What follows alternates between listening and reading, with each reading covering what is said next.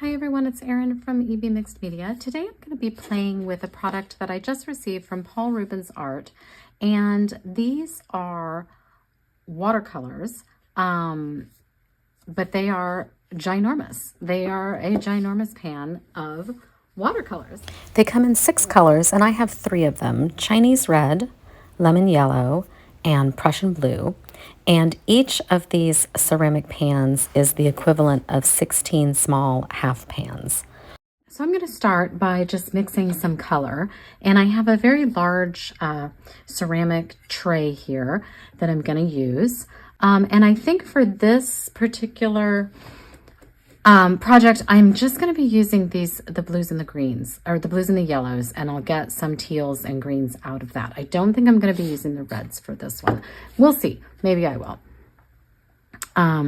So let's just get some paint on my palette. And these are so big, it's nice to just give them a squirt to get them going. I do have a bottle or a jar of water here as well. And we'll just get some going on this. I love using this really big serving tray. It washes up just fine. So I'm not too worried about getting paint on it. So there's some of that yellow.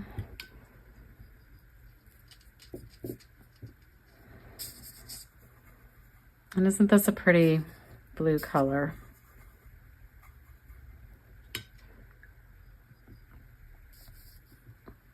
I'll put some more here.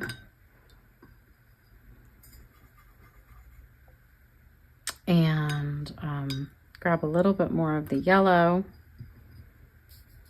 Oops, I still have some paint in my brush.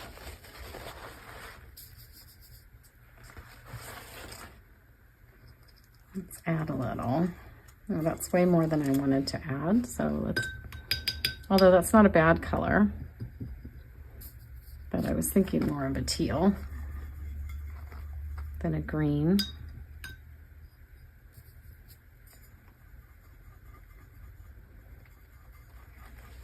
There we go. That's a nice color. Okay, so I've got those 3 colors to start. So I'm going to move these aside. I'll leave them close by in case I need them. And rather than work on watercolor paper today, I'm going to work on some mixed media paper. This is a really inexpensive mixed media paper. I can't quite recall where I got it, but I sort of think it was Walmart.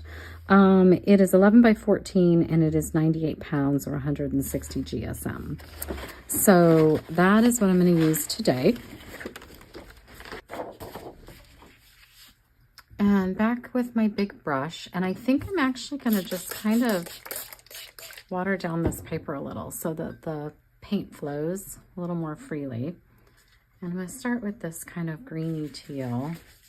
It's a little more green than what I wanted it to be. So let's just throw some blue in there. And I am just going to, as I often do, throw some paint all over here in random fashion.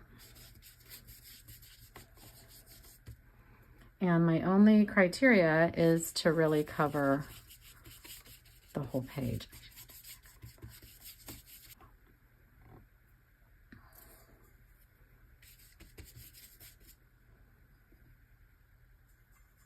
Let's get some of the yellow, and that's turning green because I didn't clean off my brush well enough. I probably should have 2 glasses of water, so one for cleaning the brush and then one for dipping back into. So now I have this kind of green color going, which I don't really want. So I'm going to grab a fresh brush and see if I can't get some more yellow.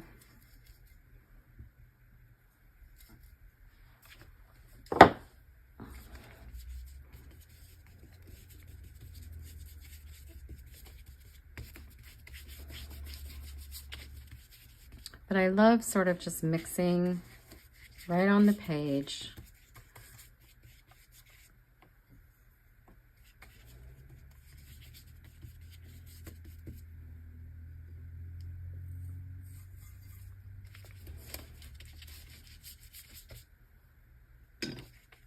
Get some of that original blue back in here, maybe.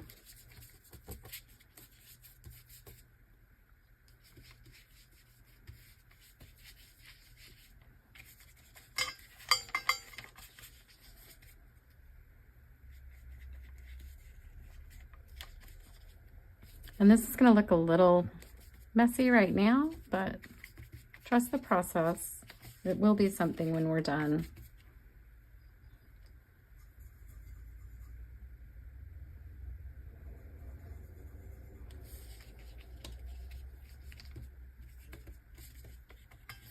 Just kind of making sure I'm getting all my areas covered. Okay, let's dry that. Now for the next one, I've mixed up some reds and yellows to get some orange. So let's do the same thing with the mixed media paper. I put a lot of water on here so it'll really move.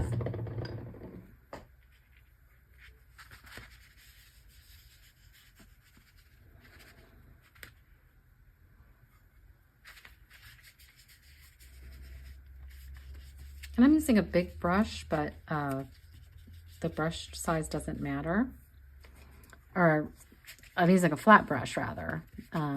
It is rather large, but it doesn't have to be a flat brush. You could certainly use a round brush. I just happened to grab this because it was nice and big. And now we'll put some of the orange in here. And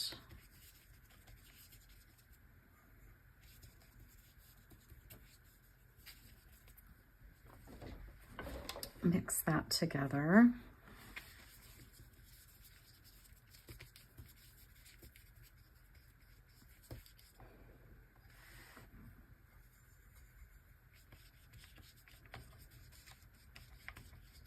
And there's some of the yellow with a little bit of orange in there now, as it all mixes together.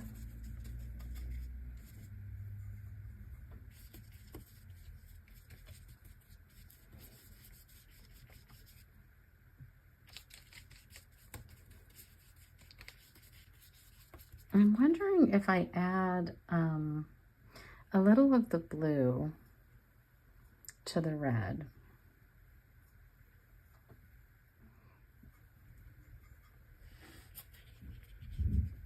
But there's more of a burgundy, which is nice as well.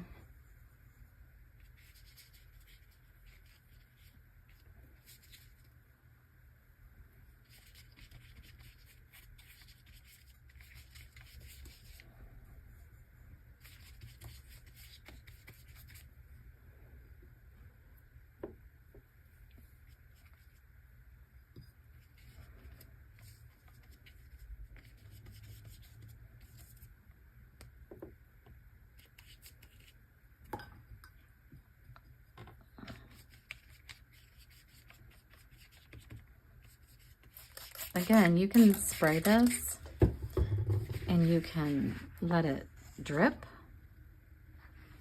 for a different effect.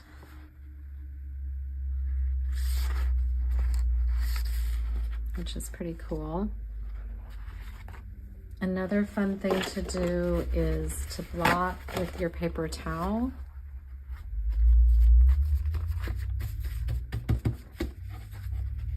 And pull that up and you'll get some of the pattern. And you can save the paper towel as well and use that in another project. Okay, so my paper's dry now, and just for ease of working with this project, I cut it in half. So I'm only using a half of a piece of paper now. And I have a small stamping block here, and I've got some very small scale stamps that I've placed on here. They're 2 florals and a leaf pattern. And I am going to, I've got my black archival ink here, and I am just going to stamp this page. And I thought it would go quicker if I put them all together like so on one block.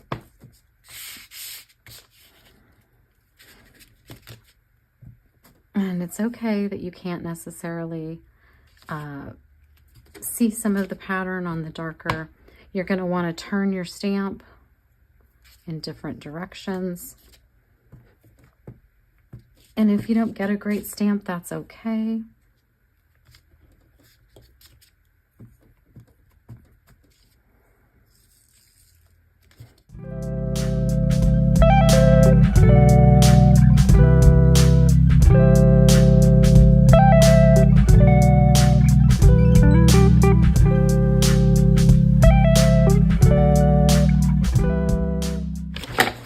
Okay, and then one more thing I want to do before I go any further is throw some splatters on this as well. And I'll just use my white gesso and a fan brush.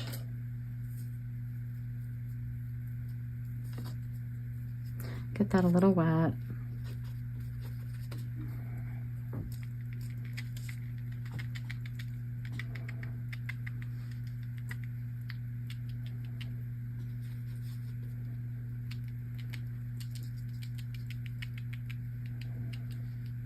This just adds to the background. Brightens it up a little bit. Okay. So for Christmas, I asked for and received a Fisker's Heart Punch. This is, what is this? It is this is an extra large punch. And now I am just going to go through and punch some hearts. And if you don't have a punch, you could certainly trace some hearts on the back and just cut them out. But I think this is going to be cute.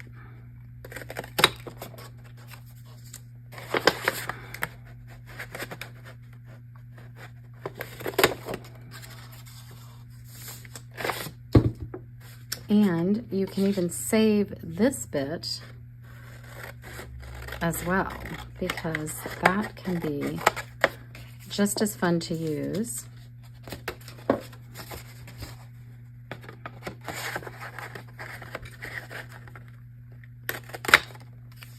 And you can see how the patterns just look super cute and give a lot of interest to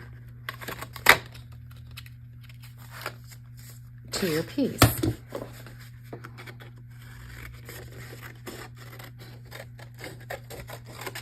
Now, another fun thing you can do, and I just learned this, and I believe it was Charlotte from, I think her name on Instagram is Jeff City Maker. I will double check, but I had never thought to do this, and I love this idea.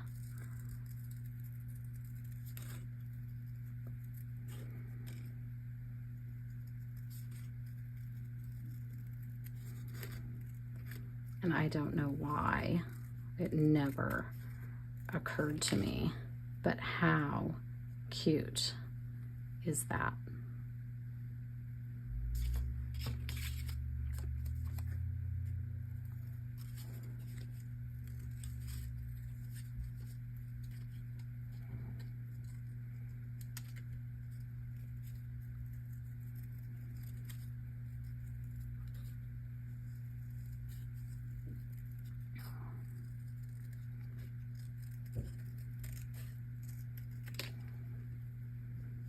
So cute.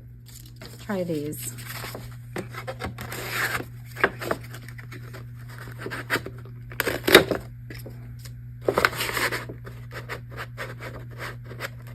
And some of them might, you might want to, that maybe looks odd just to have the one leaf, but it could probably be fine. I wouldn't worry about it. This one too.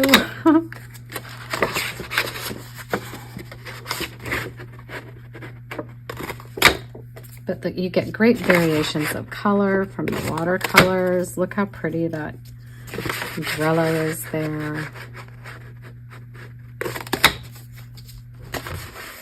So now what to do with these? You could certainly add a little sentiment and use them in your journals. These are expressions which could work if they're not too long. Or you can cut them and just use the words that you like.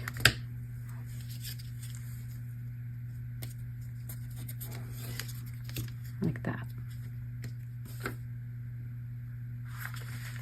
If they're small enough, you can put the whole sentiment on there, right? And if you're thinking of Valentine's Day, not too far away, right? Yours.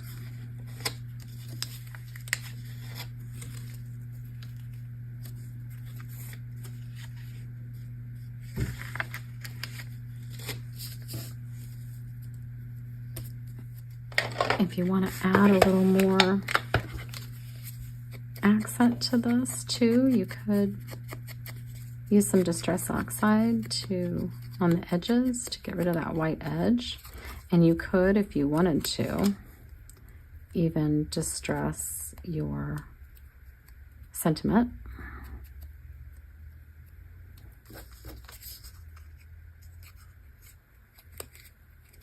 Now I need some glue for that, probably. All right. I actually really like how that looks. I think I'll do that on all of the red.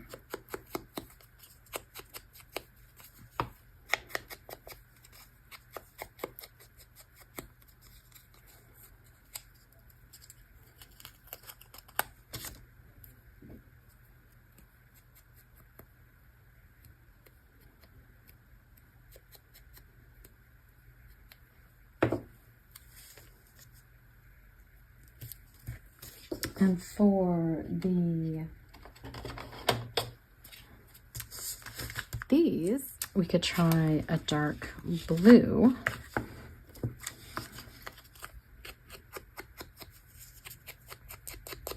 I like that.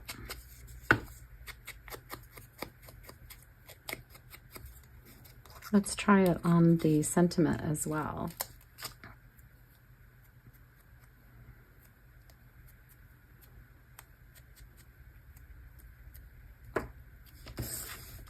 Yeah, I like that. Perfect.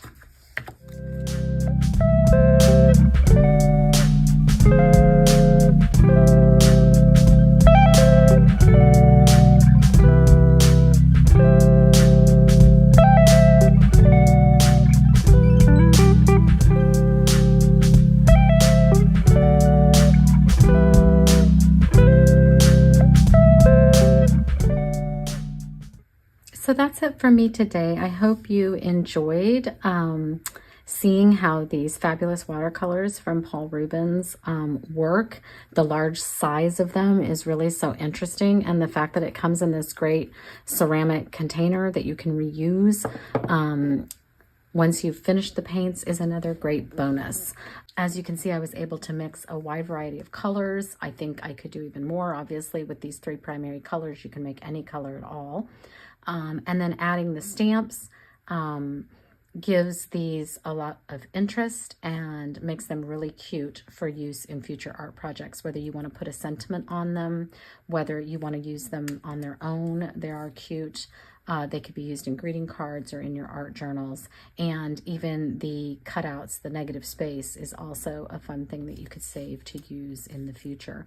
So once again, thanks to Paul Rubens Art for sending me these watercolors. I've really enjoyed playing with them. And I will put a link in the description box below for you to find them. In the meantime, you can find me on Instagram. I'm at EB Mixed Media. That's EB_Mixed Media. Thanks so much, everyone. Bye.